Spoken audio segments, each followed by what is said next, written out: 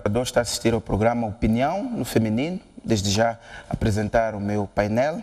Esta Gaúca, muito boa noite, seja bem-vindo ao programa 2. Obrigada. Fátima Mimbir, boa noite, seja bem-vinda. Boa noite, obrigada. Artemisa Franco, boa noite, seja bem-vinda. Boa noite, obrigada. Muito bem, caro telespectador, hoje vamos discutir os cenários das intercalares em Nampula à luz da decisão que o governo tomou de realização das eleições intercalares na cidade de Maputo, na cidade de Nampula, quer dizer, falta a CNE decidir as datas e os passos subsequentes. Vamos discutir as queixas do provedor de justiça na Assembleia da República e vamos também discutir demolições e ordenamento territorial no país, mas olhando para as demolições no município da Matola. Esta SKU que começo consigo hoje, enfim, está encerrada a discussão sobre as intercalares. O governo decidiu que vai haver mesmo eleições intercalares. Os principais partidos, a Frelimo, a Renamo e a MDM, já estão posicionados para participar no processo. Ainda não se conhecem os candidatos, ainda não se conhecem os manifestos, mas quais são os cenários que se podem desenhar nestas eleições autárquicas, considerando os últimos acontecimentos em Nampula? Boa noite, Município. Cumprimento os nossos telespectadores e também as minhas colegas aqui no painel. Como já prevíamos semana passada, essa eleição intercalar tinha mesmo que acontecer, porque a lei assim prevê, e contornar a lei, acredito eu que seria um mau precedente, aliás, muito mau precedente, mesmo porque a situação em Nampula deixou de ser previsível. Portanto, todos e quaisquer cenários que nós podemos imaginar são passíveis de acontecer. O vencedor destas eleições intercalares pode ser qualquer um.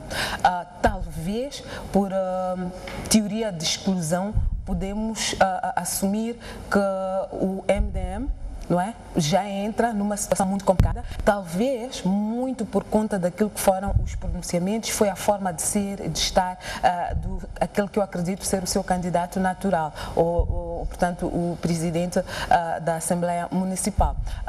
Vimos o último fim de semana a ser caracterizado por uma manifestação popular, tem estado a circular muitos documentos, há muitos grupos de cidadãos que se estão, de alguma forma, digamos, enérgica a insurgir-se por aquilo que tem estado a acontecer, mas por outro lado assistimos também, portanto, Nampula a receber a liderança do MDM, tem estado a circular vídeos com pronunciamentos que eu consideraria algo fora de questão, portanto, pelo tom que tem sido emprego por esta liderança. Eu prefiro dizer liderança, porque em nenhum momento vi, portanto, a cúpula do MDM a se distanciar dos pronunciamentos e da forma de ser e estar, portanto, do presidente interino. Portanto, assumo que quando olhamos para aquelas situações, quando assistimos aqueles vídeos, assumimos nós que é uma posição, portanto, assumida pelo MDM, que precisa apenas de um implementador, de um porta-voz, que neste caso está ali. Portanto, toda esta forma tem estado a levar que os munícipes, que são os potenciais eleitores, a não, ou se calhar, concordar. Então, eu penso que, se por um lado podemos dizer que tudo pode acontecer em Nampula, por outro também arrisco a dizer que o perfil esse já está desenhado, daquilo que vai ser, portanto, o vencedor. O perfil será naturalmente muito semelhante ao do Mourão, portanto, terá que ser alguém que se identifica com as bases. Não quero aqui acender o debate de regionalismo, de tribalismo, mas, em minha opinião, terá que ser alguém que se identifica com uma certa etnia ali, terá que ser alguém que o povo de Nampula vai assumir como seu filho, por um lado, mas também terá que dar continuidade à grande obra que o Mourão deixou, porque isso é inquestionável. Mas esta sua colocação abre espaço para além dos três partidos que existem, os três partidos mais importantes do país, haver um terceiro, um quarto elemento, um quarto fator, que é um candidato independente. Claro, a Mamã Motoropa também pode voltar à carga, portanto ela é independente.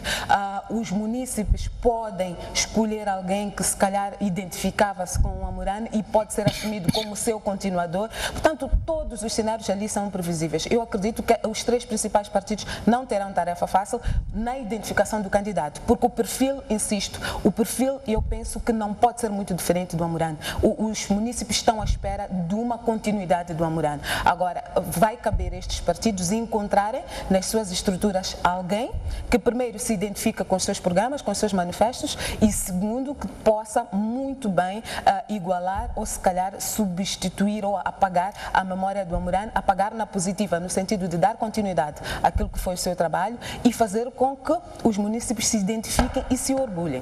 Exato. Fátima, partilha desta ideia de que o MDM entra neste processo, digamos, com algumas dificuldades e esta possibilidade de tentar se encontrar um candidato com o perfil do Amurano para que possa absorver a maior parte do eleitorado e vencer estas eleições intercalares. Muito obrigada, Mucipo. Saudar os telespectadores e as companheiras do painel. Bom, eu penso que, de facto, a posição ou a situação do MDM não é uma situação muito boa, pela desconfiança que existe, primeiro, em relação ao próprio MDM, por causa dos atritos que existiam entre o malogrado e o próprio partido, e pelo fato de nos últimos dias ou meses da sua vida ele ter aparecido publicamente a distanciar-se, portanto, do MDM, embora ele não tenha anunciado para que força ele se iria associar. Portanto, aí abre espaço para que, se seria uma candidatura independente ou se estava a cozinhar um outro partido ou um movimento, esse seja uma oportunidade para se mostrar e ir se preparando para os pleitos que iniciam no próximo ano. Portanto, a posição do MDM claramente está complicada e não me parece que dentro daquilo que potencialmente possa existir dentro do próprio MDM haja alguém neste momento pronto e à altura de ter um desempenho mais ou menos igual ao do Amurano. O presidente da Assembleia Municipal, o atual edil interino. Por causa da forma como ele conduziu a sua interinidade, permita-me usar o termo, deixou um pouco de dúvidas, porque dá a ideia de muita sede de poder, e se lembrarmos que o problema do MDM e do edil malogrado tinha um pouco ali, iniciava um pouco ali entre o presidente da Assembleia Municipal. Então tenho imensas dúvidas em relação a isso, mas eu penso que isto não deve ser nenhum fator de desencorajamento para o MDM. Até acho que o MDM tem que ir, porque é uma forma também de se preparar e medir a sua popularidade, porque as verdadeiras eleições vão ser no próximo ano. E penso que daqui até lá o MDM terá tempo suficiente para lavar a sua imagem, para mostrar que afinal aquilo que aconteceu foi um acidente de percurso, um problema de crescimento, o seu caso e por aí fora. Mas penso que as contas se complicam ainda mais, porque a Renamo estará a concorrer para estas eleições. Eu vi as notícias e a Renamo já... O líder da Renamo confirmou. Exatamente, que a Renamo vai concorrer. Então, uma vez a Renamo concorrendo, significa que está ali um verdadeiro concorrente do MDM. Se a Renamo não concorresse, eu diria, bom, o MDM tem ainda chances de ganhar alguma coisa, ainda que a gente não saiba se há de vir ou não uma candidatura independente, na medida em que Nampula é Nampula, né? É um pouco o voto da oposição, né? O cenário que está a levantar é um desvio dos votos do MDM para a Renamo. Isso, na verdade, há de ser mais uma devolução dos votos para a Renamo. Mas eu penso que, de qualquer das formas, não vai ser tarefa fácil para nenhum candidato. Penso que a própria Renamo, se não estava preparada, esta preparação para daqui a mais até 45 dias depois da marcação da data das eleições, que nós não sabemos, penso que temos mais ou menos 15 a 20 dias até a marcação da data das eleições. Então, entre esse período até a data da realização das eleições, penso que não há de ser tempo suficiente para nenhum dos partidos a preparar um candidato à altura. Portanto, vai ser ir lançar-se ao escuro e tentar a sorte. Mas, de qualquer das formas, eu penso que estas eleições intercalares vão ser uma espécie de termômetro para todos eles, tanto para Frelimo, tanto para o MDM, tanto para a Renamo e até para um potencial ou uma potencial candidatura independente ou um outro movimento, um partido que possa ressurgir ou surgir a qualquer momento. Portanto, eu penso que é inesperado o resultado. Penso que podemos começar a ter alguma ideia, mais ou menos, a partir das candidaturas que vão ser apresentadas. E dos manifestos, naturalmente. Portanto, do processo, da forma como vai ser aceito o discurso, né, a proposta que vai ser vendida aos municípios de Nampula. Artemisa, quais são os cenários que levanta, considerando a participação dos 3 principais partidos, Frelimo, Renamo, MDM, e a possibilidade de surgimento de candidatos independentes nesta luta pelo poder na cidade de Nampula?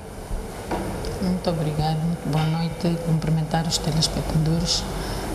Claramente vão ser eleições muito difíceis, muito renhidas, sobretudo por causa da entrada da Renamo. Mas mesmo que a Renamo não entrasse, o MDM está numa situação de encruzilhada, no sentido em que, como disseram as minhas colegas, a falta de ação, porque o que eu sinto é que o MDM também não tem uma política partidária, não tem disciplina partidária. Eu digo claramente que há muitos problemas de disciplina partidária, porque quando há disciplina partidária, consensualiza-se o que é que o membro do partido deve falar, em que é que deve intervir, o que se pode dar entrevistas ou não. Mas estamos a verificar que qualquer pessoa do MDM, qualquer membro quer dizer alguma coisa contra o partido, contra o presidente, fala-se. Eu penso que o MDM precisa de se reencontrar nesse sentido, e penso que este congresso que eles vão fazer é preciso que de facto definam a estrutura interna, o que é que tem que acontecer internamente, quem tem que dizer o que, em que medida e aonde, porque isto está simplesmente a derrubar o partido. Vê-se o presidente de Quilimane saiu a dizer alguma coisa, a dizer alguma coisa sobre o partido, ainda por cima fora do país, o que é mais grave. O outro Venâncio também estava a dizer, quer dizer, cada um comenta, diz, fala, não pode, um partido tem que ter disciplina. É que nem uma casa, se uma casa não tem pai, o pai não tem uma voz de comando, então tudo se desmorona. Então é preciso que o MDM preste muita atenção, e preste atenção sobretudo a estes problemas, porque tudo isto surge porque existem um descontentamento geral, porque se acusa o MDM de ser tribalista, de ser tem muito nepotismo, aquele é um partido de família. Então, se isso é verdade, o MDM tem que vir à rua e dizer que, claramente, que se distancia dessas coisas, e que, se é verdade, também vão fazer um trabalho interno de depuração de fileiras, ver o que é que de facto o partido vai fazer para ficar um partido credível, porque vai ser uma pena muito grande. O MDM era aquele partido de alternativa em que conseguia desempatar os 3. Agora está a surgir como de facto aquele partido que está a ficar um pouco obscuro, com princípios obscuros. Agora, também o problema do MDM agora é o facto de não se ter distanciado de todo este embrólio que está a acontecer em Nampula. É uma coisa sui generis, de facto, porque o que está a acontecer em Nampula talvez não se vive em muitos sítios ou em nenhum lado, porque há uma anarquia total. Eu percebo que aquilo é uma anarquia porque um presidente do município, e depois também porque o próprio presidente não interpretou a lei não lhe dá aquele mandato de ele chegar, a lei dá-lhe um mandato apenas de gestão interna. Então era isso que o MDM devia ter feito. Portanto, aquele presidente, o presidente, quando toma posse, ele devia se cingir apenas na gestão interna do município. Portanto, até as eleições intercalares ou ordinárias. Eleito, tudo bem, mas ele chegou e está a fazer coisas, está a estruturar o município. Ele não tem mandato para isso. E não sei como é que ele simplesmente, não sei se é a revelia, ou se é mesmo a mando da presidência, mas ouvi o presidente do MDM a dizer que só que ele veio tardiamente, porque ele devia ter agido logo que aquilo aconteceu. Aliás, já houve movimentos, houve insinuações, houve ensaios. Então, logo começaram os ensaios, os movimentos, ele devia ter posto um travão naquilo. Então, Artemisa, os cenários para Frelimo, Renamo e eventualmente um candidato independente? Um candidato independente agora, havia de valer se fosse o próprio Amorano. O Amorano estava em condições, estava numa posição muito favorável de ser o candidato independente. Eu não estou a ver um candidato independente. Para mim, a disputa ali há de ser mais entre a Frelimo e a Renamo, em que eles é que vão ser os principais contendores. Muito bem. Passamos para outro tema. Abriu a 6ª sessão ordinária da Assembleia da República esta semana, e uma das notas relevantes foram as queixas do provedor da Justiça, o antigo Ministro da Justiça, José Abudo. Ouvimos ele dizer que as instituições públicas respondem ao pedido de informação fora do prazo e outras optam mesmo pelo silêncio absoluto. Os tribunais comuns, tribunais administrativos e procuradoria recusam-se a dar informações sobre as petições e as queixas. As instituições públicas mostram-se também indisponíveis para participar nas reuniões de mediação entre si e os queixosos. Queixou-se também da falta de quadros e de um orçamento para pôr a Provedoria de Justiça a funcionar. Que mensagem é que quis transmitir o Provedor de Justiça? Sobretudo quando olhamos para instituições do Estado, instituições de justiça, em que devia haver uma maior cooperação, a serem essas a bloquearem, digamos assim, o papel do Provedor da Justiça. Bom, Mucipo, eu acompanhei com muita atenção o informe do provedor, mas para poder ter uma análise comparativa, porque acreditava eu que, estando já a caminhar para o fim do seu mandato, pudesse, vamos lá, surpreender. Infelizmente não consegui ter empatia pela apresentação que foi feita. Não consegui ter empatia, digo porquê. Primeiro porque foi recorrente. Portanto, estas queixas de falta de colaboração, estas queixas de portanto, falta de quadros e tudo mais, são recorrentes. A minha questão é, o que é que se esperava? Primeiro, quando se criou a figura do Provedor da Justiça. Portanto, criaram-se leis, criou-se, portanto, no papel está ali algo que nós dissemos que é para o bem do povo, da população. Identifica-se alguém para preencher aquela posição, que acreditamos ter aquele perfil. Esta pessoa é contactada, aceita porque sente que pode levar a bom termo aquela responsabilidade. Chega lá, fica 3, 4, 5 anos a dizer exatamente a mesma coisa. Portanto, senti eu que não poderemos nos lembrar, vamos lá, não poderemos ter empatia deste provedor. É alguém que aceitou um cargo, ficou lá, não deixou a sua marca. Primeiro, parece-me que olhando mesmo para aquilo que são as suas funções, quando falam de quadros, como é que ele achou que ia responder a 11 províncias sozinho? Como é que alguém aceita, não é, assumir esta responsabilidade? Não tem um adjunto, não tem representações das províncias e nós estamos a dizer que todo tipo de situações que o cidadão, por acaso, sinta que não está a ter resposta, pode apelar a dirigir-se ao Provedor de Justiça. Só a cidade de Maputo, quantas situações podem existir? Como é que ele achou que ia resolver isto? E mais, se calhar, quando falo desta empatia que eu não sentia, porque no primeiro ano fazia sentido, no segundo fazia sentido, mas a determinada altura estava eu à espera de dizer, as minhas ações foram estas. Primeiro, para criar, porque humanamente ele não tem como dar vazão. Primeiro. Segundo, se fala constantemente de orçamento, estamos a dizer que não tem capacidade para cobrir 11 províncias. Tudo bem. Com este orçamento exíguo, o que é que ele fez? Porque temos que ter algo que tu dizes, não fiz 100 porque não tinha condições, mas fiz 30, não é? Para daí podermos aferir se é mesmo uma questão de orçamento, o que é que se pode fazer? Infelizmente, não consigo ter aqui bases para dizer, para justificar cabalmente se é um problema da figura, do perfil do Provedor da Justiça, se é uma questão de adequar-se ou atribuir mais competências, ou infelizmente teríamos encontrado uma pessoa que não conseguiu perceber o que é que se esperava dele. E mais a mais, o atual Provedor da Justiça foi Ministro da Justiça. Quero acreditar que ele conhece o edifício da administração da Justiça. Provavelmente conhece melhor do que ninguém o tempo de espera para as decisões em tribunal chegarem à vida dos cidadãos, conhece a grande carga que os tribunais, que os ministérios públicos têm para portanto, fazerem, responderem positivamente a todos estes processos. Então, ele tem noção clara da grande sede de justiça que os cidadãos têm e conhece também esta população que muita dela não tem acesso a esta mesma justiça, mas tem problemas. Então, tem aspirações. É uma questão aqui de expectativas.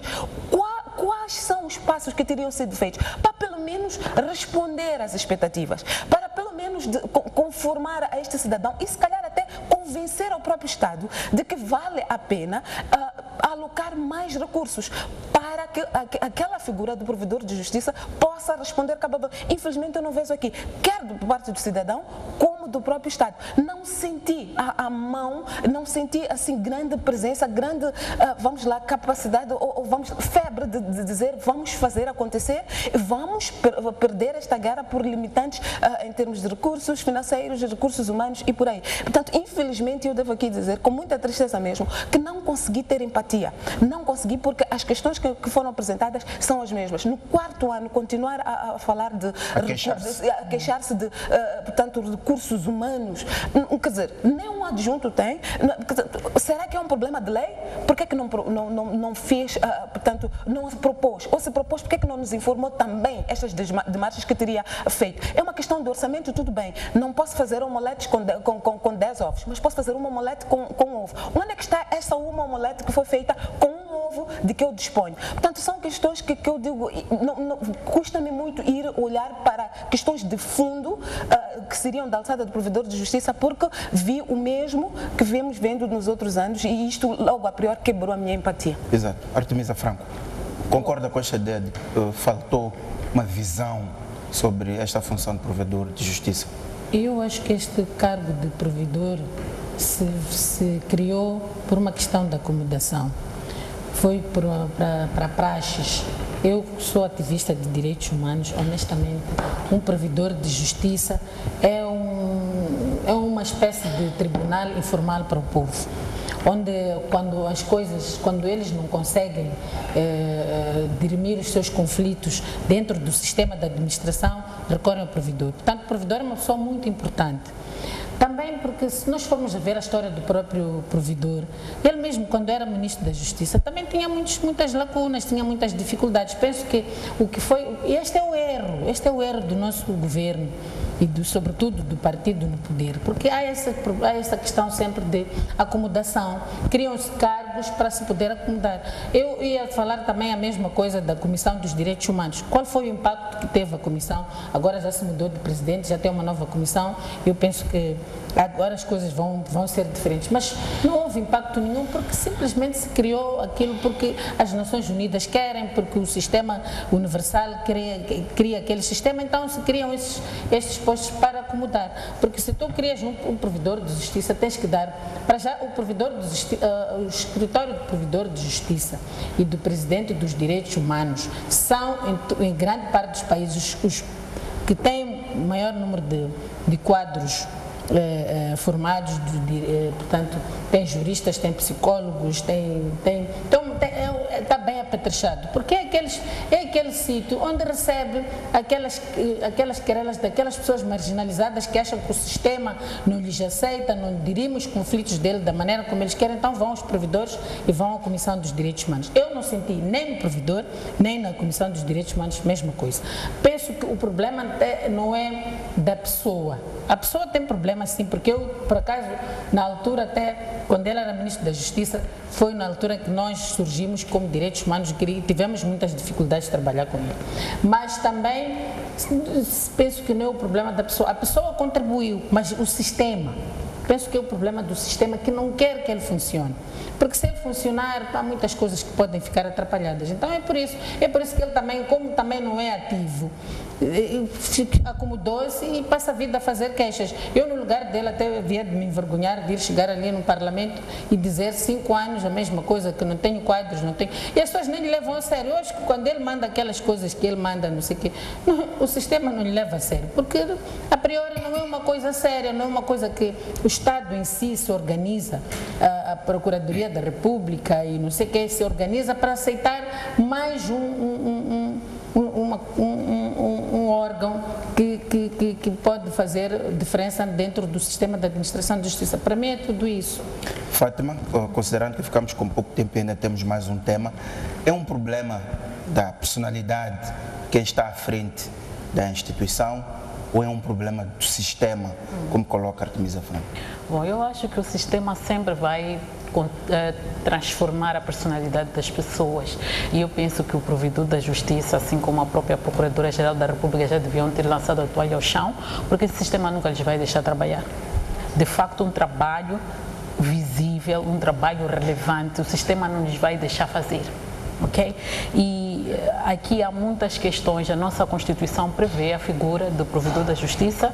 Levamos tantos anos após a aprovação da Constituição para estabelecer o provedor da justiça, mas foi estabelecer só para dizer que Moçambique tem instituições. Eu acho que nós temos que avançar para um nível em que nós criamos instituições conscientes de que precisamos destas instituições e que vamos dotá-las de meios necessários para fazerem o seu trabalho.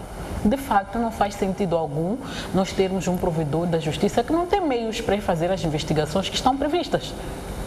Com que base é que ele adira às instituições se ele não fez as investigações que são necessárias, se ele não tem matéria suficiente?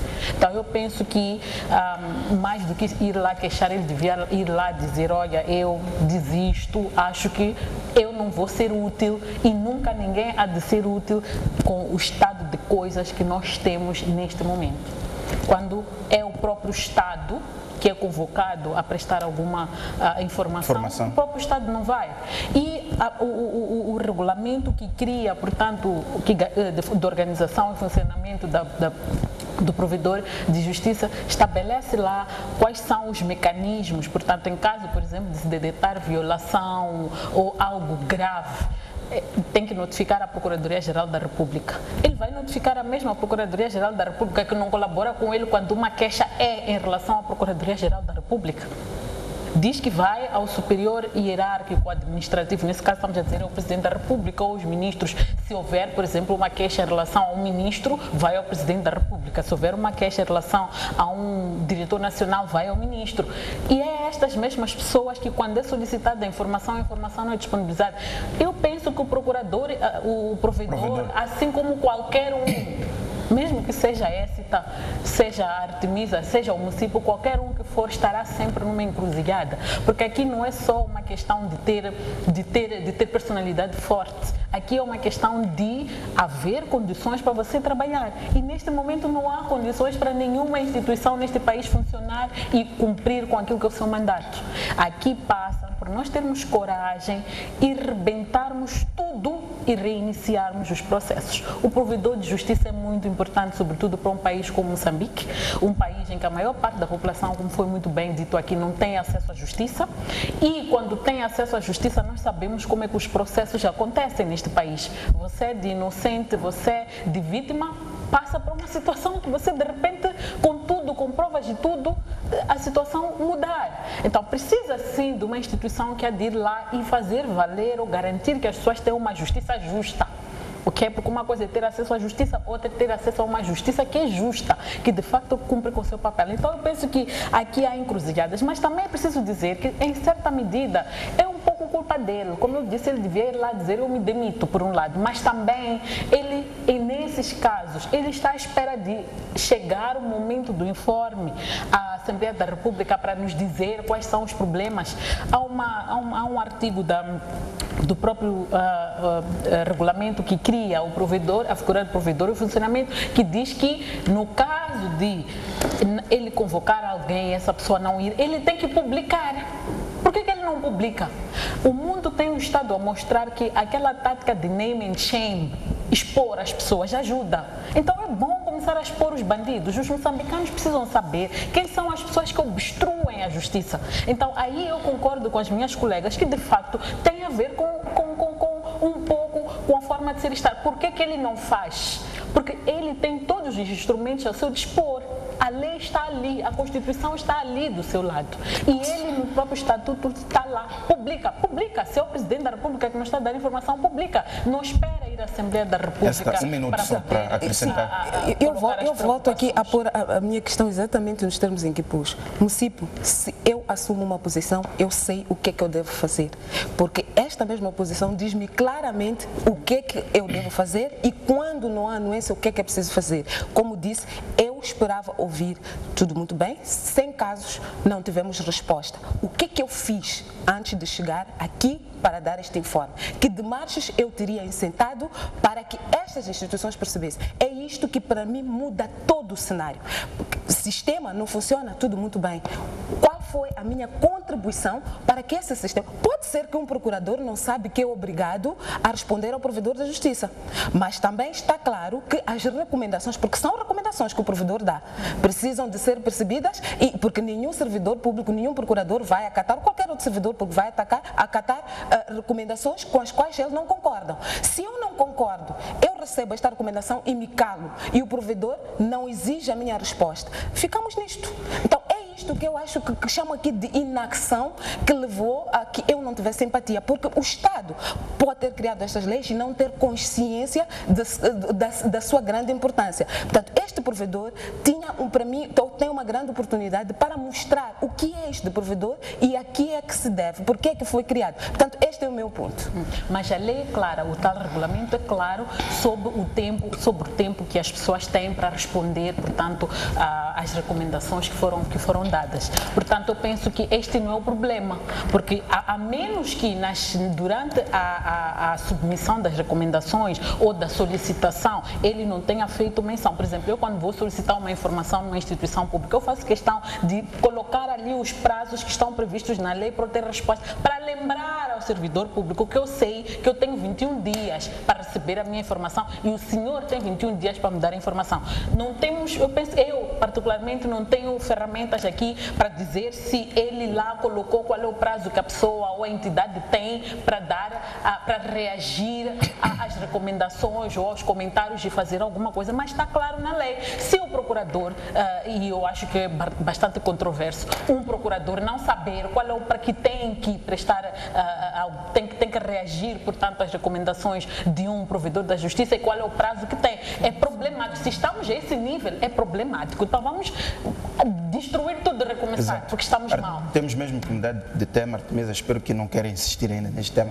Vamos passar para as demolições e ordenamento territorial, e vou mesmo assim, Artemisa, voltamos a assistir estes dias no município da Matola, demolições feitas pelo município na sequência de construções ilegais, construções feitas em locais impróprios. Esta é uma situação que assiste-se em todo o país, as construções ilegais em locais impróprios. Como é que se faz uma abordagem geral deste aspecto, considerando os vários interesses em jogo? Ou seja, os municípios avançam para as demolições ou não? E como é que se pode organizar as cidades com este tipo de construções? O que os municípios precisam de fazer é estarem atentos. Porque uma casa não se constrói num dia, uma casa se constrói num mês, em 2 meses, não sei o quê. O que acontece é que os municípios têm um problema muito sério, há um problema também de corrupção. Porque eu sei que aquele terreno é um terreno proibido, é um terreno não sei o quê. Eu simplesmente vou a alguém no município, digo que olha, eu quero um espaço, não sei o quê, porque muitas vezes eles não fazem sozinhos. Há alguém dentro do município que diz que vai lá construir, depois quando houver problemas vamos vir. Então eles fazem isso. Também porque é preciso uma educação ao cidadão. O cidadão agora está habituado, quer construir, chega, encontra um sítio vazio, põe em casa. Quer vender, chega num sítio, depois estende o seu saco, senta. Quando o município aparece é porque estão a lhe esbulhar, não pode ser.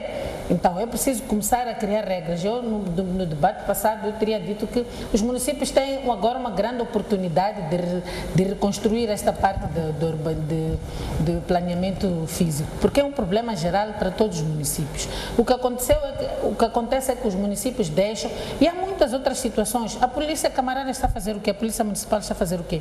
Deixa eles construírem, deixa eles, quando vai lá a fiscalização, dão-lhes saguates e não sei o quê, e pronto, fazem de contas que não estão a ver. Como é que uma comunidade inteira, casas, de não sei quantas casas foram construídas assim de noite para dia? Não é possível.